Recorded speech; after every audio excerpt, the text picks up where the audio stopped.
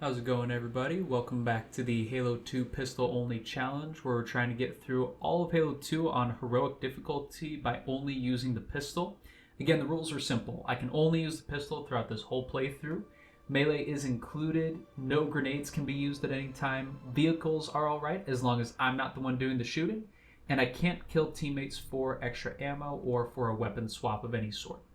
So right off the bat here on Sacred Icon, I decided to dual wield the pistols because I did a kind of test run through of this. There were just a couple of parts that I was worried about in this particular level, so I had a chance to just kind of test it and see how things were going to go here. So we make our way down, get through a couple of these. I don't know if we want to call them drop-offs, I guess, with the pillars kind of going up and down there to get to the next levels. Basically, I dual-wield the pistols all throughout, trying to get to the areas with the sentinels because it helped out a ton. As we get down further and as we get more into the level here, I try to just basically drop one of the plasma pistols at any point, just so that way I'm trying to stay true to the challenge and just use one pistol at a time. But I basically just wanted an opportunity to have a weapon swap if need be, because my energy in the plasma pistols was getting drained really, really fast. So we make it down here, and we basically need to overload these locks, or these four pillars, holding the gondola in place. So that's what I do here by punching them. Now on lower difficulties, this is interesting because normally you can just run up to these and press X, but on the higher difficulties like heroic and legendary, you actually have to punch all of the locks or shoot them in order for them to get disabled. And what I was able to do here was actually really fun. I'll tell you about it in just a second. But did you also know that in this area, really with any dead enemies, as far as I'm aware, if you zoom in on their face, they're actually blinking. That's just the way that these were set up originally. So in that last section, what I was able to do was if you overload all of the locks and drop the gondola down, all of the enemies will actually automatically despawn, or will just explode once the doors open up. So that's what I was able to do there, just kind of skip through that section. Unfortunately, right here, you're not able to do the same thing. You gotta plug away at the sentinels, and especially the larger ones here, which, gosh, this is gonna show just how into Halo I have been lately. I have totally forgotten what these larger constructs are called. They might honestly just be called constructs. Let me know in the comments below what these are called. I cannot remember for the life of me. But basically, I got a lucky break there with one of the flood combat forms taking out that construct. I'm just going to call them that for the rest of the video. And we're able to jump on through to the next section. So we're going to head through here. Again, the strategy that I tried to employ here was mostly just avoidance and using my active camo as much as I could.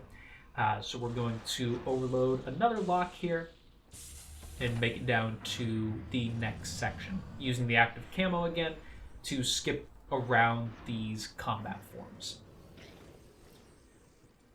So once we drop down here, I'm able to take out some of the infection forms and head on through. This was another section that I was extremely concerned about, because throughout this whole hallway, you've got shotguns, you've got magnums, you've got flood combat forms with a multitude of different weapons. I was just waiting for that one right there with the shotgun to ruin my day. But we were actually able to make it through and scooch on through to the next lock without really any major snags. The only one that I was slightly worried about was this one right here, where I thought I was just going to get blown up for sure. But I used the active camo for just a second to allow everything to just kind of disappear for a bit. And we are able to move on to some of these hallways down below. And so in kind of this open section here, again, I just kind of skipped on through, avoided everything. Had another shotgun flood combat form there, which I thought for sure was going to get aggroed on me as soon as I bumped into that other flood. But we're still moving on. That guy didn't notice me.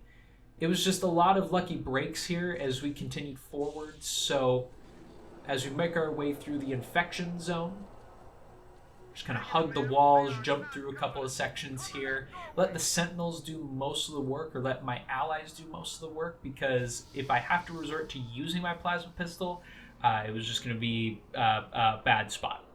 So we make our way down through a lot of these looping drop sections, and we're back out to the outdoor section, which is one of the final areas here. So this is where I encountered one of my first and really only deaths throughout the playthrough. I think there were a couple, but I got a little greedy. I was just trying to get this plasma pistol away from this flood combat form. Got stuck on a couple areas coming up here, and it just was one thing after another of just me getting beat back and forth. But I really wanted to dual wield a couple of plasma pistols just so that way I would have a backup in the main section here at the end where you're just trying to clear waves of flood. Now, I tried to use the active camo right there, but got immediately shot, so it drained my entire battery for the active camo. I think there was a rocket flood that spawned up on the edge here because I just got immediately destroyed. So this is, again, one of my only deaths in this playthrough of Sacred Icon. But then we make it to the final section here successfully, and it was a lot of me just kind of kicking my allies out of the turrets here, because they're a lot more useful outside of the turrets than in the turrets. A lot of times when they were in the turrets, it was just a lot of shooting the wrong areas or just shooting blankly at the flood. And then another problem I kept running into was a lot of this, where a flood would get stuck on the fringes, would not move. So I had to go to multiple locations and just basically kill all of the flood on the fringes to ensure that we can continue moving on here. So once we had that going, I got to watch Half Jaw slash away at this flood for a bit. This was actually the last flood combat form that we had to kill before the level came to its conclusion. I was just basically able to ride it on to the end here. So the Phantom shows up, lets you know that we are reaching the end, and with a total time of around 18 minutes, I don't think we did too bad here. So I'll do it for this run through. We have Quarantine Zone coming up next. Excited to see what that level will hold. Let me know in the comments below how you're enjoying this series. Super excited to continue forward. I'll see you all in the next one.